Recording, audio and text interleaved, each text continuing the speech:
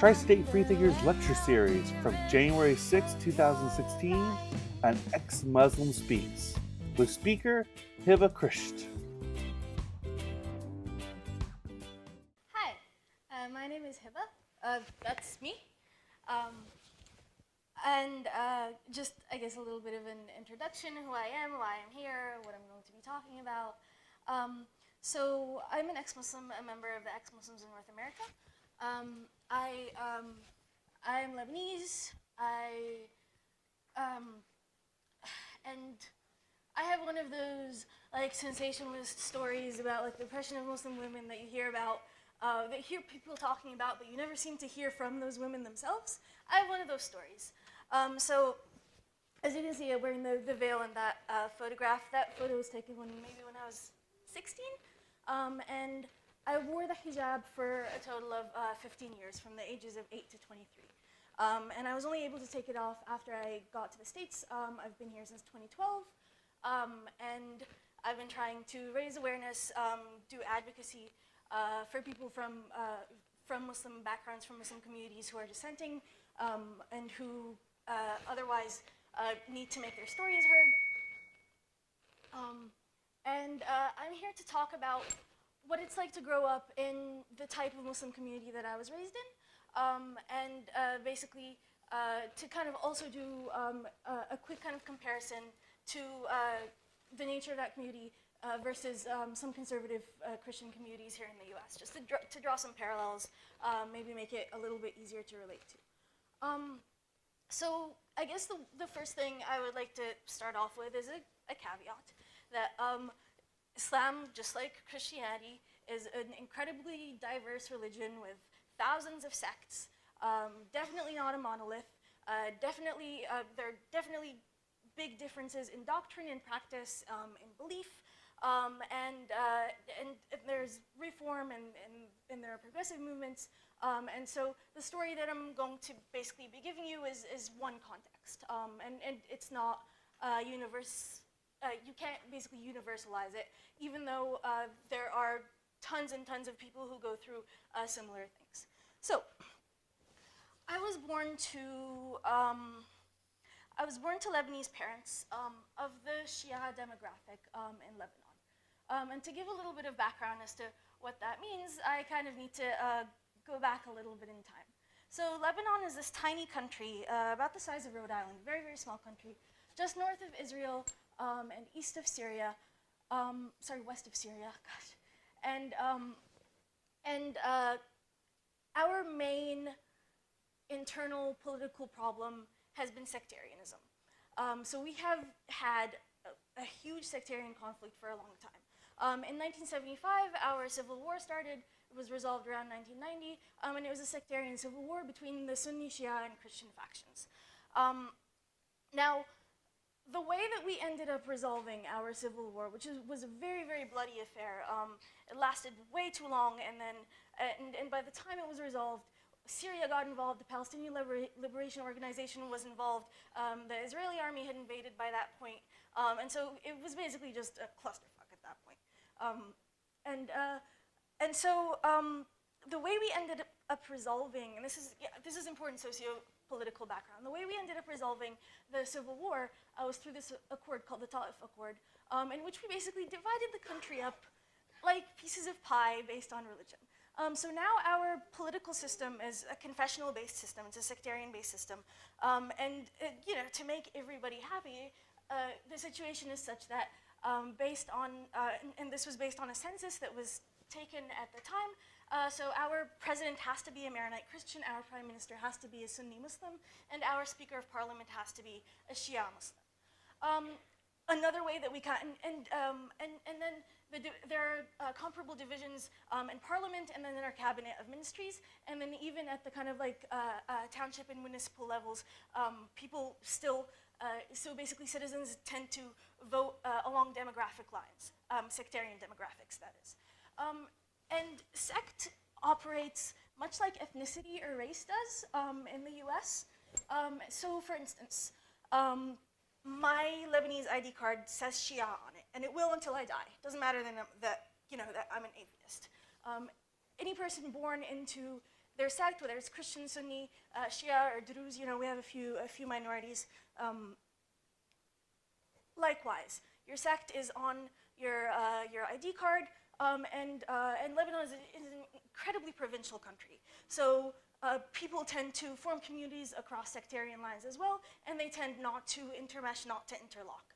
And then we also have the types of differences that it mirrors the same type of phenomenon that you see with race in the U.S., such that the demographic that you're born into determines a lot of things. It can largely determine your access to social services, your socioeconomic status, the institutions that apply to you, and also the laws that apply to you. Now, this is something that may be a little bit unique. Another way in which we resolved our sectarian conflict was by basically adding to our legal system what is called personal status laws, such that different laws apply to you based on the sect of your birth. And these laws tend to be gendered. So as a Shia woman, different laws apply to me in Lebanon, as then would apply to a Sunni woman, then would apply to a Sunni man, then would apply to a Shia man, then would apply to a Christian woman, then would apply to a Christian man. So for instance, because in Islam in general, a woman cannot marry outside of her faith, but a man can, it is legal in Lebanon for a Sunni man or a Shia man to marry a Christian or a Jewish woman, but not vice versa. And so, as a Shia woman, there's no way I can marry outside of my sect, but a Shia man can. A Christian woman, though, even though, we're both women, because she's Christian, she can marry outside of her sect. So she can marry a Jewish or a Muslim or a Druze man. And that's just one example. So basically issues, and it's mostly matters of civil issues. So divorce, marriage, inheritance, those types of things. The laws that apply to you based on basically theology. It's coded into our laws, and it's inescapable. You're also marked by your religion in Lebanon, such that, and this is another way in which it's kind of comparable to race in the States, so you could tell, if you are Lebanese, you would know that I am Shia if you know any one of these three things, not even all three of them, anyone. The village I'm from, the town that I'm from, you just need to know its name, you're gonna know that I'm Shia because it's a Shia town. My first and last name, easily identifiable as a Shia first and last name. And my dialect. When I open my mouth, when I speak Arabic, I speak a southern Lebanese Arabic that is associated with the Shia demographic. And this is all to kind of illustrate how inescapable sectarian belonging can be. Now, there are a few loopholes, etc. So, for instance, the way that people somehow are able to pull off interfaith marriages that are not legal is, well, in Lebanon, technically, if you get married outside of the country, then you can register it in Lebanon afterwards. So it's like the Vegas of Lebanon. People take boats to Cyprus to elope for the interfaith marriages. Now, here's the thing about the Shia demographic. It is largely controlled by Hezbollah. Who knows what Hezbollah is? What's Hezbollah? Okay. Hezbollah is largely characterized as a terrorist organization here in the U.S. It is so much more than that. So I would say that Hezbollah basically has three main parts. So political party, Hezbollah is in parliament and in the cabinet of ministries and has been for a long time. Social institutions, Hezbollah has extensive networks of schools, orphanages, hospitals, libraries. They have a fund for the wives and the children of people killed in battle, things like that. And then the third part is the militia, the kind of like military branch. Now, growing up within Hezbollah culture, it's really something. So to kind of like touch up on some of the binding norms in the community that I belong to. So again, the kind of way that we solved our sectarian conflict is like letting every religious community stay to themselves and keep to their rules and do things however the hell they wanted. Now, political corruption is almost endemic to Lebanon, And so this means that people are able to, within their religious communities, are able to nurture insularity in a way that even transcends what the law allows. So for instance, it's legal to sell liquor in Lebanon, but you will only ever find bars and liquor stores in Christian neighborhoods. If one opens up in a Sunni or a Shia neighborhood, they will be shut down within weeks. You know, that's not allowed. Generally, and generally, if you find yourself within a Shia town or village or community, what you will end up seeing is, you know, mostly women wearing the type of veil that you see here, you know, there's generally a sense of people walking around, acting and behaving and speaking in the same way. All right. We have the Piggest Raffle is one way that we can raise money to help do all the great things that we do at the Tri-State Freethinkers. So if you go to piggestraffle.com, you can buy a pig for $5, and you can that money goes directly to the Tri-State Freethinkers, and you're entered into a raffle to where you could potentially win $5,000 for you and $5,000 for us. So it is the gift that kind of keeps on giving. And there's also a lease of a Toyota Prius and lots of other great prizes that you could win. So please go to piggestraffle.com, buy a piggy, and help us.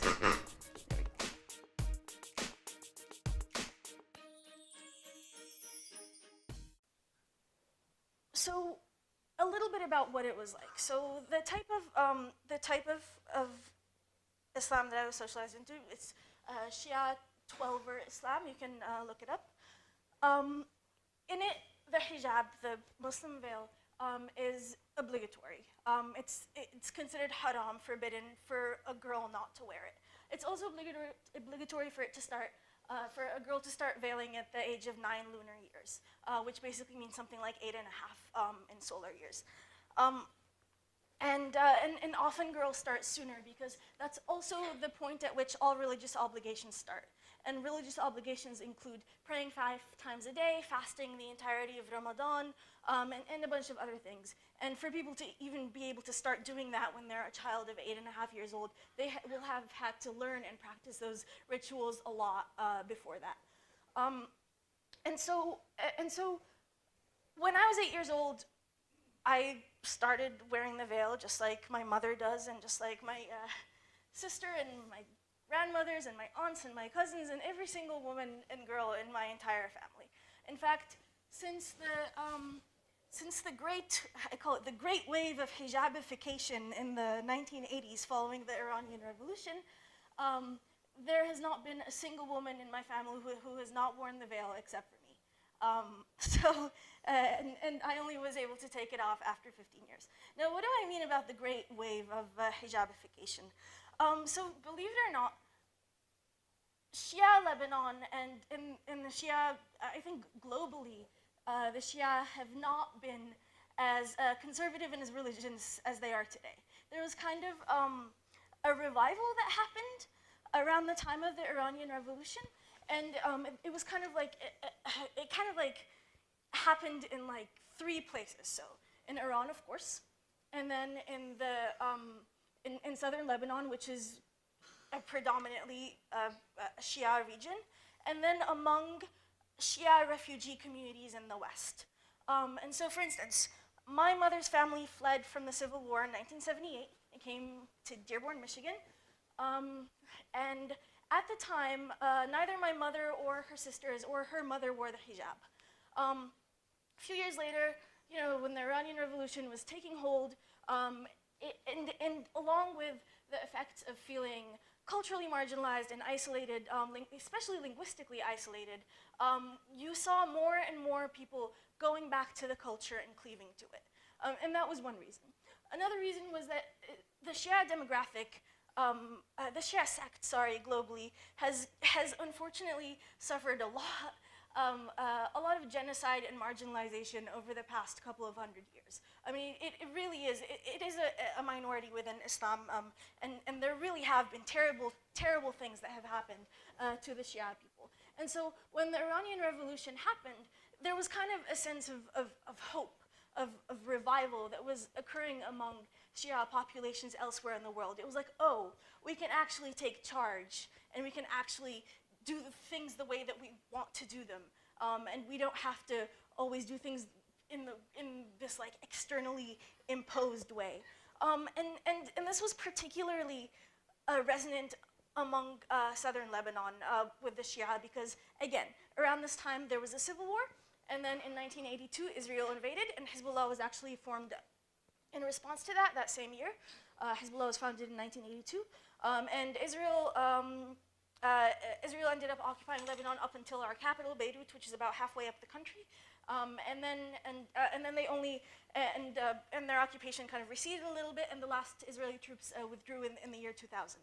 And you know, again, at the same time, we had wars, we had sectarian conflict within other groups in Lebanon, and we also had involvement from Palestinian and Syrian factions as well. And it happened to be the case that at the time, now this is no longer true, the Shia demographic has kind of blown up. At the time, the Shia were a minority. There were less Shia than there were either Sunnis or Christians. And this is kind of why it's the Shia that's the Speaker of Parliament, and the Christian that's the President, and the Sunni that's the Prime Minister. Because it was divided according to a census, demographic census. And the Shia population were basically the poorest and the most disenfranchised in the country, and we have these, when we have these conflicts with all these other Lebanese groups, and then we are on the border during the Israeli invasion. And people's homes are being bombed, and people are dying, and nobody has anything, and everybody is hopeless, and there's kind of like a revival, a return to the faith. Hence the great wave of hijabification, as I call it. And this is the thing about Hezbollah. They are a hegemonic, oppressive, devious, sneaky-ass, super organized entity. And the way that they kind of wield the religious ideology in order to keep their demographic in line, in order to continue to carry out the demographic support they need in order to be as big and as successful as they are, it really is insidious. So I'm going to start to get into it. But a lot of what kind of gave Hezbollah its power at the very beginning, and this is social power, because at the very beginning it was just a group of, just a handful of guerrilla fighters doing these like underground operations with homemade bombs and stuff like that, and very few people took them seriously. But what they did is that they took the kind of like the package of the religious ideology, and they used that as a way to garner support, and it is extremely powerful. So let's talk a little bit about the theology of Shia Islam. So sometimes I like to say that Shia Islam is the kind of like Catholicism of Islam. So we have a set of 12 imams, and they almost have a status of sainthood. So they're considered to be infallible, and they're the successors of the Prophet. And they're also his direct descendants. So there's kind of like this whole like family carrying the tradition on thing going on. Now, the Shia have always been persecuted within the larger context of Muslims and Islam, and so there's also this kind of like almost fraught sense of perpetual persecution and marginalization within the Shia community, and this is kind of reinforced by our seminal narrative. And our seminal narrative is one that you might have heard of, but is one that is not, that basically the Sunni Islam does not have in common with us, and that it is that of the martyrdom of Imam Hussein, who was Prophet Muhammad's grandson, in the Battle of Karbala, 1,300 years ago now. And so it's this narrative of how Imam Hussein, who was kind of like one of leaders of Shia Islam at the time, the Prophet's grandson, etc. And so and he was living in Medina at the time, Medina in Saudi Arabia, and at the time there was a caliph, Yazid bin Muawiyah, who was the caliph at the time, who lived up in Iraq, and he was, according to Shia sources, now Sunni sources differ, according to Shia sources, he was a very, very oppressive ruler, and the Muslims in Iraq were suffering greatly under his rule. And so the Muslims in the city of Kufa in Iraq sent letters back to Medina telling Imam Hussein, come help us, you know, we need to be liberated from this caliph, and you need to take your rightful place as the grandson of the Prophet. And so he gathered his family, and they packed up their camels, and they started to trek across the desert, across Syria to Iraq. They got to this place called Karbala in Iraq, and that's where Yazid's army was waiting for them, right in front of the Euphrates River, and they were blocked off from the water, and the battle basically lasted about 10 days, and it was almost entirely a massacre. Now, every year, among the Shia demographic, there are huge commemorations of Ashura, of the martyrdom of Imam Hussein. You may have heard of this. It's obviously very huge in Iran, it's huge in Iraq, it's huge in Lebanon, it's huge in Bahrain, it's huge in any country that has a significant Shia population. You might have heard that in some factions they do this weird self-flagellation thing. There are marching and parades, there are dirges, there's like this huge epic poem written about the Battle of Karbala that everybody recites at the time. And it's a big, big deal. Like, it's an entire month and a half of mourning every year that's basically devoted to reliving this tragedy. And why is that? Well, it's because the martyrdom of Imam Hussein is said to have saved Shia Islam and saved Islam in general. That after his martyrdom and after he was slaughtered in that way, there was kind of like a revival of sentiment among, of religious sentiment among the Muslim world. Everybody was upset and angry, and they were able to basically rally themselves and save the crumbling faith. And so the narrative within Shia Islam is that, you know, there is power and there is salvation in basically being persecuted in this manner. But it's also a narrative of resistance. And so it's not a coincidence that Hezbollah is not common. I mean, it's called Hezbollah, it's called the Hizb, but it's almost always, it's most commonly referred to in Lebanon as the resistance, al-Muqawama. And that is basically the seminal message, that we are resisting foreign occupation, we are defending our land, and we are basically not just defending our land, but we are using our Shia-ness and the particular narrative of the glory of martyrdom in order to do this. And the kind of narrative of martyrdom it's almost palpable back home. So we do use that word. We use the word martyr in a way that it's not commonly used in the West. I think the word martyr in the West would be most commonly reserved for historical figures, for figures that did something big or prominent. To us, anyone who dies unjustly or is killed in war is a martyr. So a car bomb, everyone who dies from a car bomb is a martyr. And you know, it will be that word will be used commonly on the news, et cetera, et cetera. I'm Jim Helton, president of the Tri-State Freethinkers. Please come support us at www.tristatefreethinkers.com. With that, we do great things like feed the homeless. We also throw birthday parties for homeless kids and do science-based speakers every month. So join us at the tristatefreethinkers.com. In a sense, Hezbollah has almost become like a cult of martyrdom because of how like glorified and reified this, thank you, this narrative is. And it's almost necessary in order to maintain the type of demographic support that is necessary for Hezbollah to continue. Why? Because we talked about I mentioned the three kind of like parts of Hezbollah. The first two, the political party, their involvement in parliament, in the cabinet of ministries, et cetera, is legit. So are the social institutions. The military aspect is not legit. Not legit in the sense that it's not approved by the government. And it's generally basically Hezbollah going rogue and no one being able to stop them.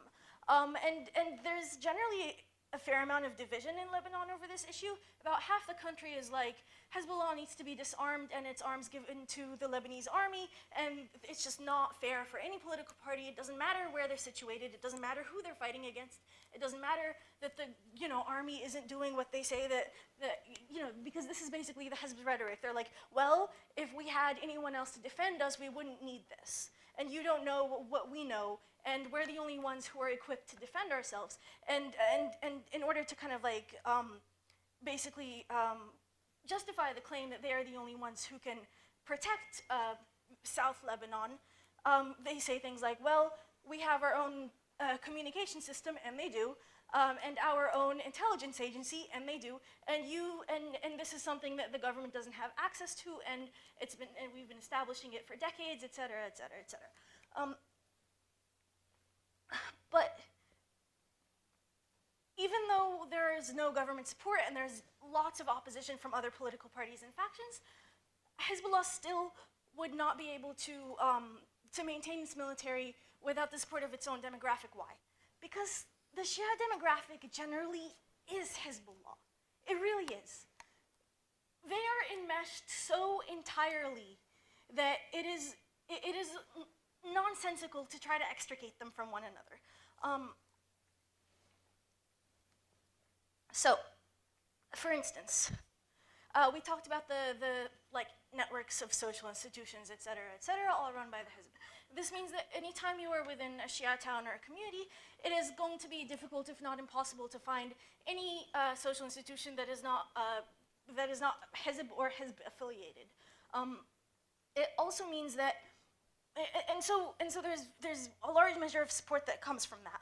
Hezbollah also does things that the government is simply unable to do. So, for instance, in 2006, we had our last large-scale aggression with Israel. The 33-day war starting July 12th, I think, and ending the 14th.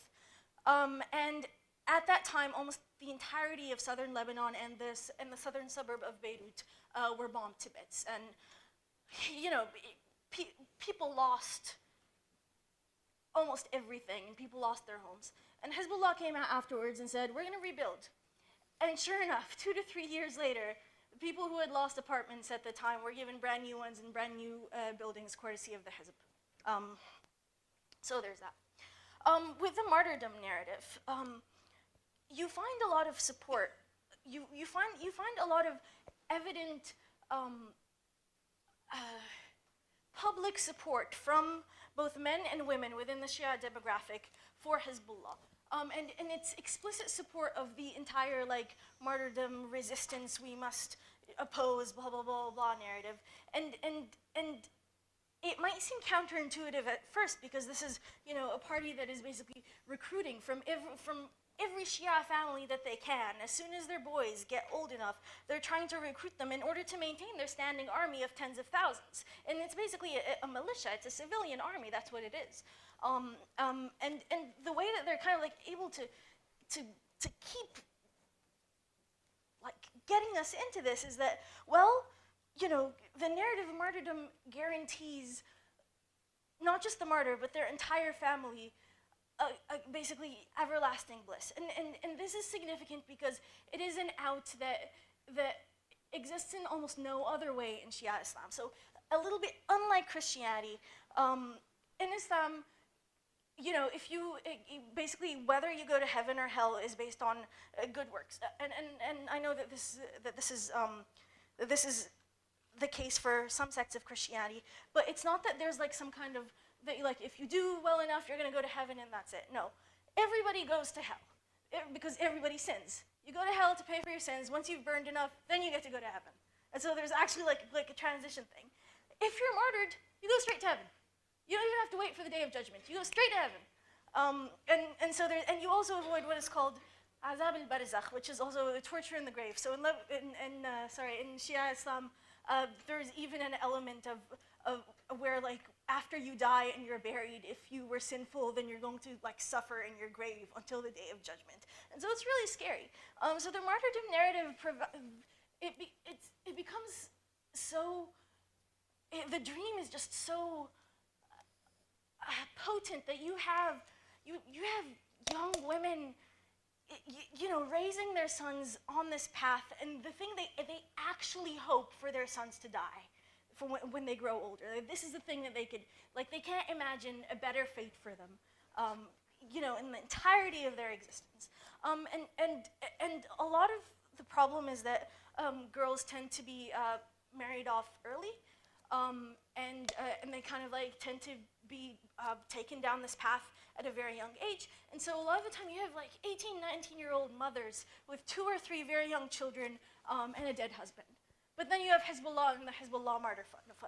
And every woman knows that, like, if her husband or her son dies fighting for Hezbollah, she's going to be taken care of, and her children are going to be taken care of for the rest of their lives. And so there's that.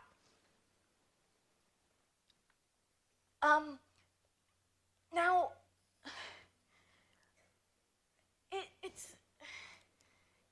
it gets even more complicated than all of this. So then you have the kind of like how strict and stringent and policed the kind of like adherence to basically our religious rules are. So Islam in this is a way in which it differs from Christianity a little bit as well. Islam purports to be not so much as a religion as an entire complete way of life. And I think it's more comparable to Orthodox Judaism in this way, such that there are rulings for virtually any aspect of life that you can conceive of. And really, there is a ruling on everything.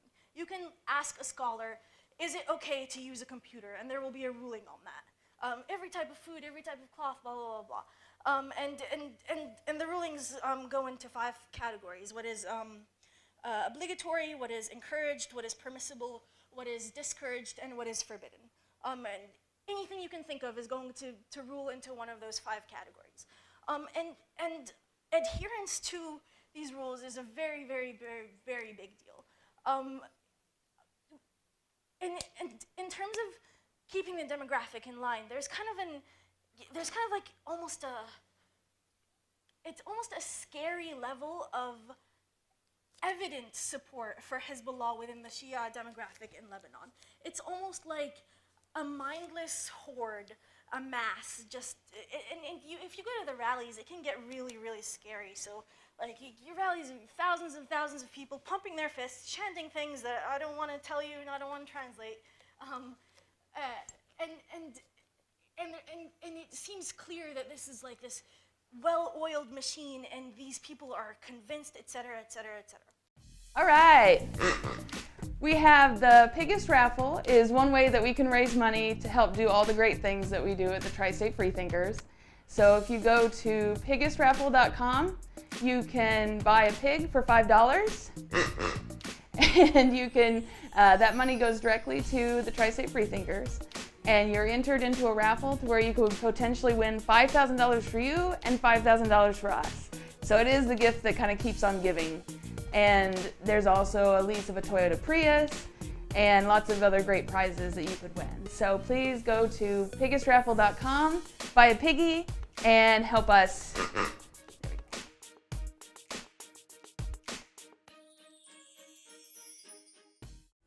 I'm Jim Helton, president of the Tri-State Freethinkers. Please come support us at www.tristatefreethinkers.com. With that, we do great things like feed the homeless. We also throw birthday parties for homeless kids and do science-based speakers every month. So join us at the tristatefreethinkers.com. Now let me tell you my story, because obviously I broke out of there, and obviously I wasn't okay with it.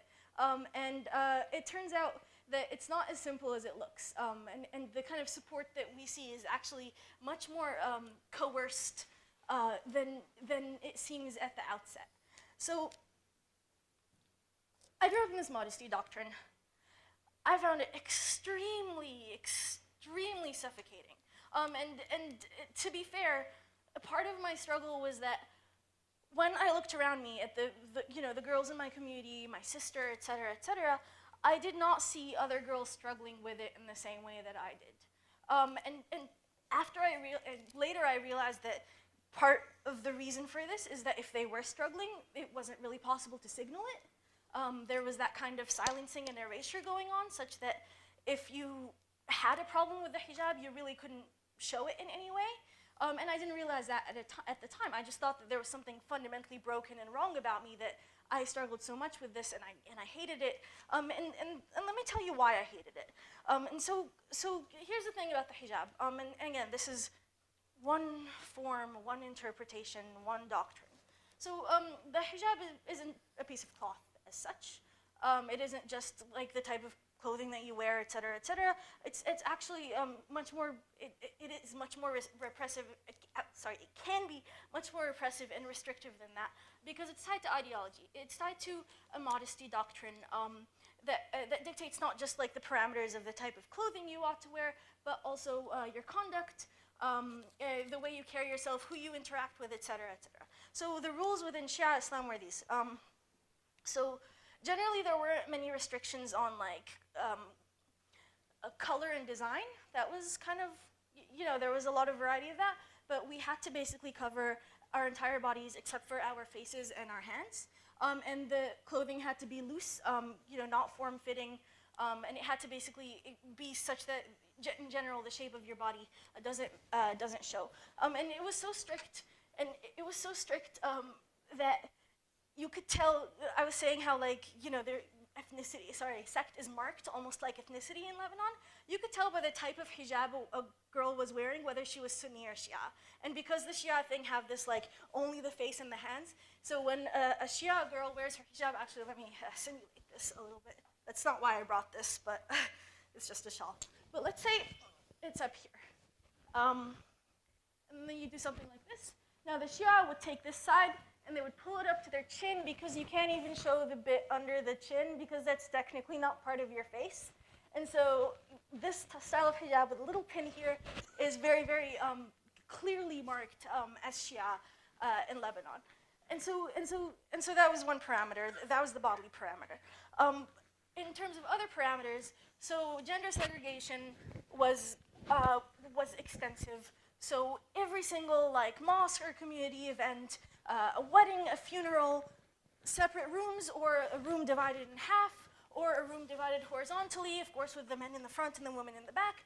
Mosques were almost all designed with men downstairs and then women on a balcony upstairs so that they could overlook the congregation. In terms of general bodily conduct, any physical interaction between the opposite sexes was absolutely banned, so not even a handshake. And so I actually went about 15 years not really having much human contact. And in terms of socializing with members of the opposite sex, you're supposed to be doing this thing where you're modest and you lower your gaze and you don't really look at them, and that your interactions are only business professional.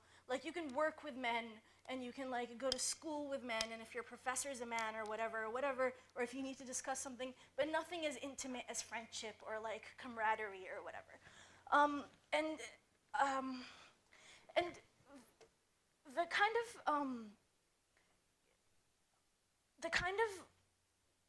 So these were the kind of basic rules, and it wasn't just that these were the rules. It was the rules that were severely adhered to, such that infractions were punished severely.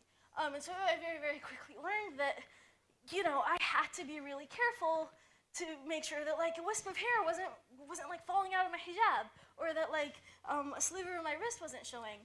And so if I was wearing anything with just regular long sleeves, if I lift my arm up, you can see some of my wrist. And so what we would do is we would wear what we would call fake sleeves, and we would have them under the sleeve, so that if you raise your hand up or something, you can't even see part of your wrist, etc. Because it's a big deal. It's considered a sin. It's considered haram if someone of the opposite sex sees you. And I guess, I don't know, it seems like a no-brainer to me, but I guess I'll say it. And you only have to wear a hijab in front of strange men, not in front of your father or your uncle or your brother or whatever, so you don't wear it at home. You don't shower in it. Sorry, that's just a huge joke among the hijabi community. Do you shower in that thing?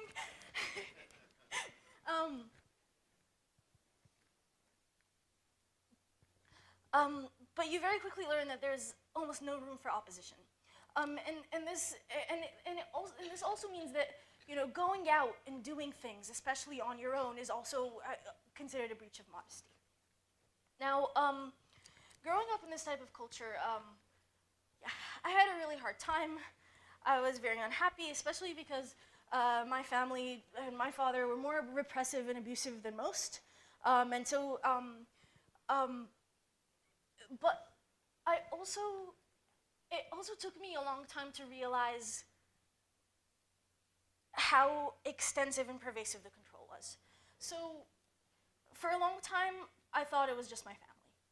I didn't realize how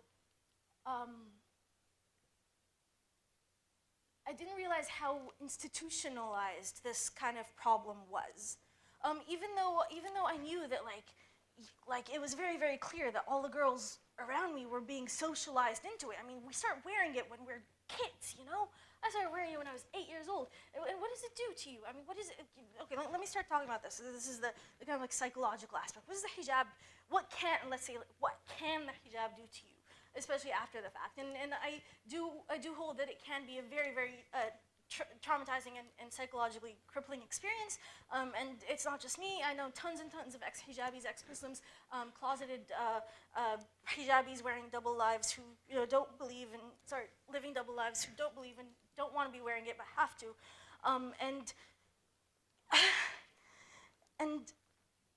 Okay, so let me start talking about the first thing. Double blind. The hijab both desexualizes and hypersexualizes simultaneously.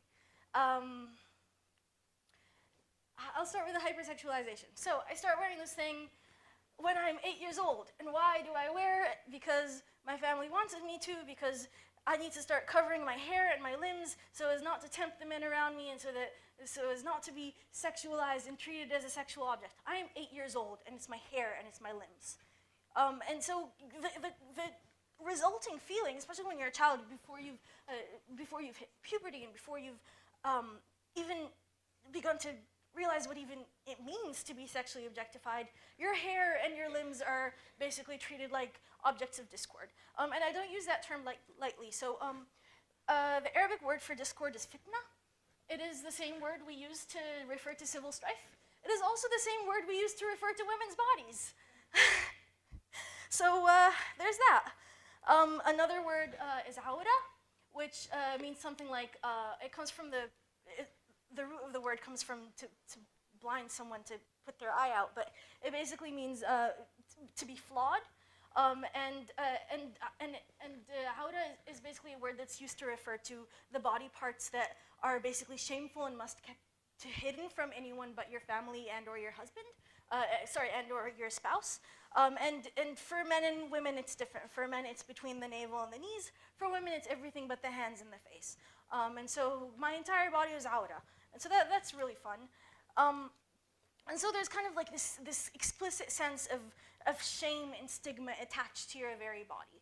And it has a very, very, I mean, it's not an explicit sexual dimension because people don't actually use the word or talk about sex, but it's about modesty and it's about shame and it's about keeping away from men and guarding your body, et cetera, et cetera. Now, the obvious way in which it desexualizes you is that while it treats your body as almost nothing but a sexual object that needs to be covered up, it also completely desexualizes in terms of you being a sexual agent, your agency. So since I hit puberty onwards, I was not allowed any type of interest or expression in sexuality whatsoever. And I mean, that's a no-brainer. Of course, everyone has to be a virgin at marriage, blah, blah, blah, blah. But also even things like, even outside the context of the hijab, like at home, like with your family, if you express something like, oh, I want to try makeup or something like that, then it's like, why would you want to do that? And who are you thinking about?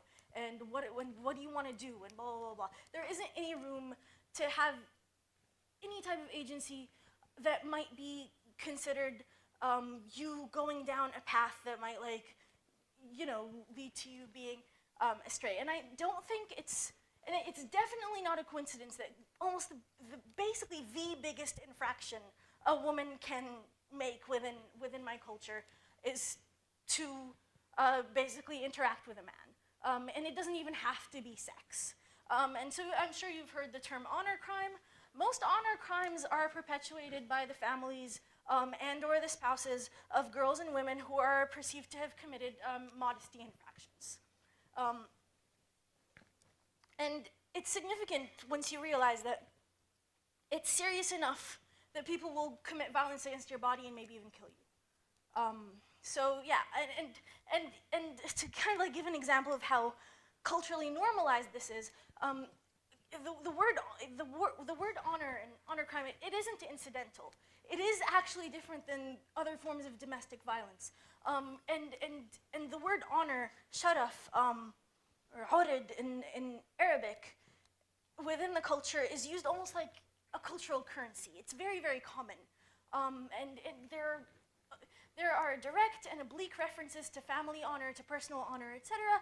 And your honor is tied basically by extension as a woman. Your entire family's honor is basically tied to you and basically tied to your groin, basically.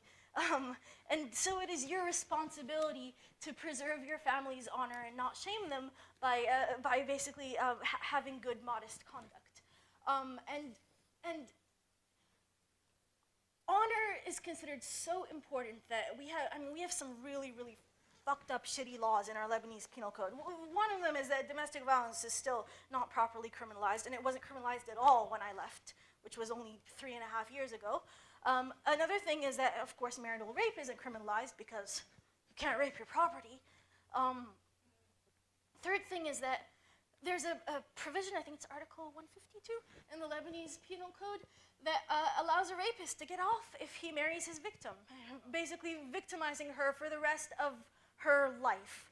And why is this considered like justice? It's considered justice because the infraction isn't, the perceived infraction if a girl gets raped is not the violence and the violation committed against her, but against her family. And the family's honor is saved if the marriage occurs. Yeah. Another thing is that honor crimes, there's also provision in the Lebanese Penal Code such that crimes of honor get reduced sentences because it's somehow better if you killed or hurt your daughter because of a modesty infraction. So that gives you kind of a sense of how severe and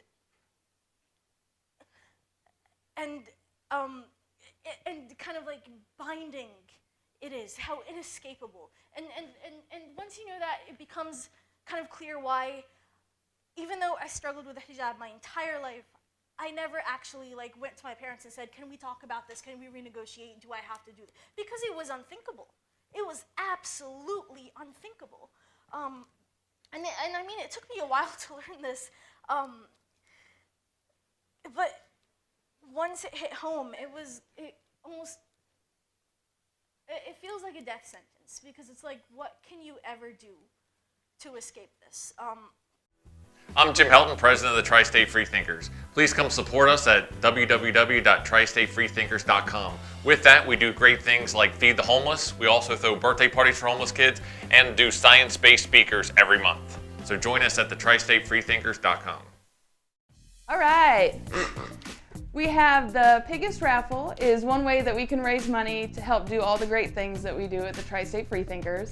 So if you go to piggestraffle.com, you can buy a pig for $5, and you can that money goes directly to the Tri-State Freethinkers, and you're entered into a raffle to where you could potentially win $5,000 for you and $5,000 for us. So it is the gift that kind of keeps on giving. And there's also a lease of a Toyota Prius and lots of other great prizes that you could win. So please go to piggestraffle.com, buy a piggy, and help us.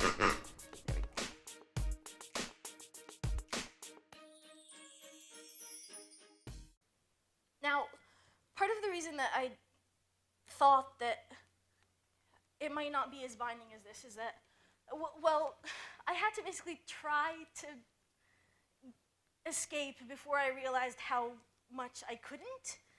So when I was 18, I had been in Lebanon at that time for maybe 5 years. I was in Saudi Arabia before that. We were expats there, and my dad was working there. And I hit 18, and I knew a lot of things about the country, but I didn't know a lot of the things that I just told you, the things in our laws, et cetera, et cetera. Because I was still pretty much a kid. For instance, I didn't know that domestic violence was criminalized. I just thought that, okay, I am legally an adult, technically, in Lebanon now, and I can leave. And I tried to leave. So Hezbollah basically found me, tracked me down, brought me home, and then the next year of my life was basically hell, and I'm not going to reference it, but it was at that point that I kind of realized how stuck I was, how inescapable the system. That it was much scarier than it seemed to be at the outset. If you look at Lebanon, you go oh, okay, well, I'm within this community and this family, and I thought that I could leave it and I could go to one of the mixed areas in Beirut, the capital. That's basically one of the only places in which it's much more cosmopolitan and metropolitan. Or I could go to one of the Christian areas, or something that there's this entire country, and as soon as I exit the actual provincial boundaries of Hezbollah-controlled areas, I'll be fine. Nah.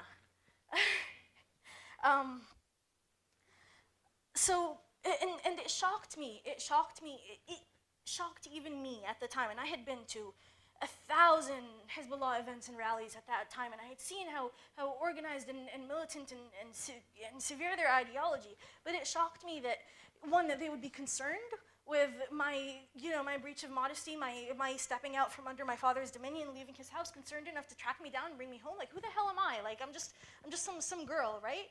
And two, that they would do that. And I know that someone says, well, if someone says, oh, a girl left her father's family in Hezbollah, Lebanon, Hezbollah brought her back, if you hear that in the news, it's not going to sound strange. But when it happened to me, I was like, they would actually do things like that? Why? Because remember what I said about how much evidence support there is for Hezbollah among the Shia demographic, and how positive and unequivocal it seems? I did not for a second think that the massive amount of conformity that I saw could have been at least partially coerced, because I didn't see the mechanics or the mechanisms of coercion until they started happening to me. So yeah, Hezbollah does end up interfering in private family affairs, et cetera, to keep girls in line, to make sure, and not just girls, but to keep people in line, to make sure that they are adhering to the morals and the values of the community, and to keep up the image. But the thing is, nobody hears about it or knows about it when it happens. It's really, really hushed up. And so after my whole thing when I was 18, I started to kind of probe around a little bit. And it was very scary, because at that point I was like, there could be 1,000 girls like me in the entire community surrounding me. There could be one in every apartment building for all I know. And because we can't signal, because we can't talk about it, no one's gonna ever know. And maybe every single one of them tried to rebel or escape or something, and then the same thing that happened to me happened to them. And then that made me afraid, because I was like, I can't talk to anybody and I can't ask to anybody, because I don't know who I can trust.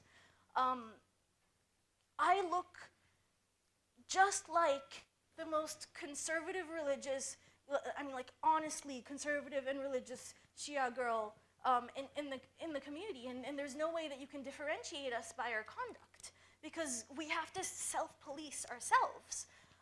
So I very, very tentatively started to feel around people who I suspected might have undergone something similar, and then the stories started to flood in, and I was shocked. And one girl was like, well, yeah, once I had a fight with my dad, and I left the house, and it was at night, and I was just angry, and I was walking down the street. Hezbollah picked me up, asked me who my father was, made me go back to his house, because we don't have girls that walk the streets at night. That's what they said, in a Shia village. And things like that. and at that point, I realized that, you know, I can't force my way or rebel my way out of the system. The only way I'm ever going to be able to leave is if the system itself lets me go. And so I don't want to go too much into this. There's so much I couldn't go into, especially the Christian comparisons, sorry. But I don't want to go too much into this, but I spent the next 5 years basically planning my escape, and the way that I planned my escape was by conforming to the dot. So like before, I was trying, so before, what would happen is that I was like trying to have as much of a life as I could within the limits, which meant that like I would push the envelope when it came to the clothing and stuff, and I would you know, I do things when I was at school or whatever. I stopped. Like I stopped like trying to get my mom to buy me things that had a little bit more. And that's another thing. I wasn't allowed to buy my own clothing. Every time I wanted clothes, I had to go with my mom. She had to approve everything. Blah blah blah. I was treated like a child. And this is like you know, into my mid-20s, right? And so I stopped like trying to have any kind of like form of expression, and I just conformed. So I just wore the darkest, baggiest clothes.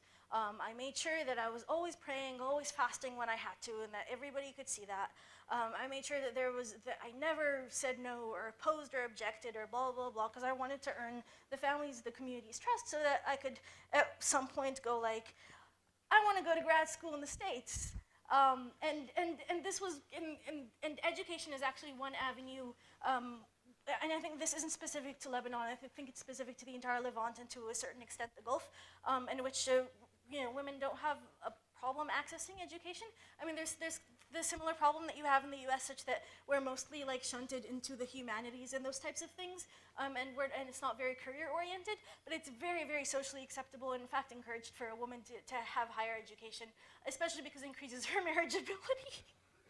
So yeah, but it's something that I could take advantage of, and it's psychologically traumatizing because so living a double life basically it fractures you. So you have this one persona that you have on the outside, and it wasn't just that I was like lying with my words. I was lying with my body. Every time I prayed, every time I fasted, every time you know, I conceded or whatever. And I was also keeping my mouth shut the entire time. Like I couldn't say almost anything that I thought. And basically it was keeping my mouth shut in the face of blatant expressions of misogyny and homophobia, that kind of stuff. So I just basically, and it would manifest in things like my little brother, you know, telling me to make him food, and I would have to because I was the girl and he was the boy, and gender roles and stuff like that. And I didn't have my own time. I didn't have any privacy. You know, I was not allowed to close the door of my room. I wasn't allowed a password on my computer. My parents routinely went through my files and through my drawers and stuff like that. But I had to be, basically, I had to carry out these traditions and rituals that were at best silly and at worst abhorrent to me. And basically I was doing it to myself. This self-policing over and over and over. And internal life and this internal narrative and then this external one. And then after I left, and you know, the whole recovery thing is an entirely different story, the fracturing and the dysphoria that comes out of post-hijab and that kind of stuff. But what's the word? And it's kind of like unilateral, right? I mean, so here in the US, you basically have two big parties. You don't have like the whole of the conservative or Southern Christian US divided among, you know, you have the one party and it's involved in social institutions and socialization through churches, blah, blah, blah. And it's largely regular, normal, everyday people who are just going about their lives, who support it and who, you know, believe in oppressive things like, you know, abortion should be banned and women should be prevented from having sex and those types of things.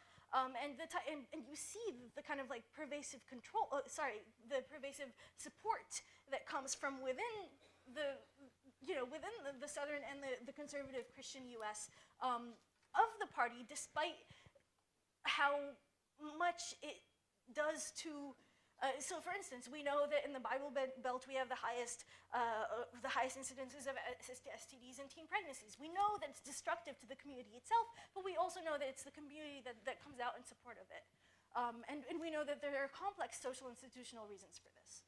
And so yeah, that's basically the kind of like fuzzy parallel I want to draw. I can't really flesh it out. Yes, I understand that my whole life is just a blink of an eye. The history of the earth is with each moment that goes by. But this moment that I'm with you, it feels like time has stood still. It feels somehow like it matters, and that it always will.